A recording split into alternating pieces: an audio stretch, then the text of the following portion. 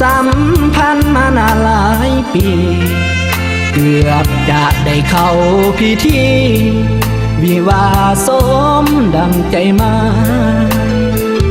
ไปใส่มาใส่3 ไว้ก็ไปกับอายขี่รถกอดเอวซ่อนท้ายยามใดว่าฮักอายนะ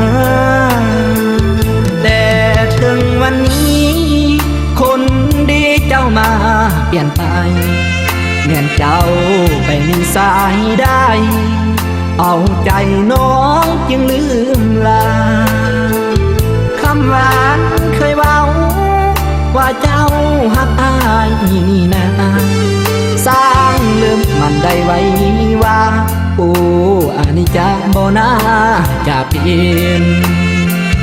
บอกว่าฮักเฮ็ดหยังน้องนางคือเฮ็ดจังสิเจ้า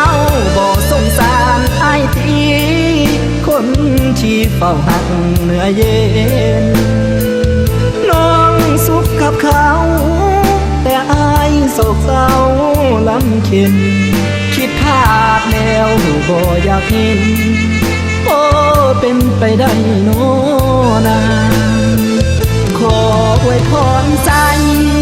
ให้ไปได้ดีมีนาส่วนอายมีแต่น้ำตาอาบหน้าเมื่อหาเพตังบ่หาคือบ่มาหลอ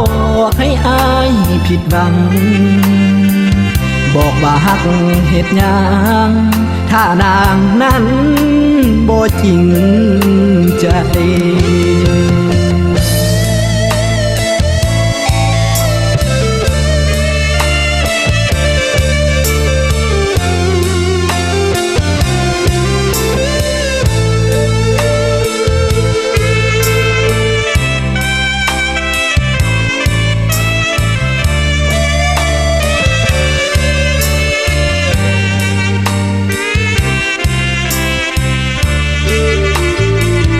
บอกว่าฮักเฮ็ดหยั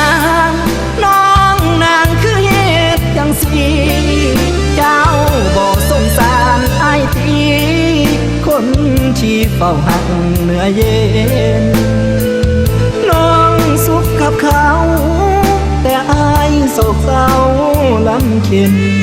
คิดพลาดแล้วบ่อยากเห็นโอ้เป็นไปได้โน้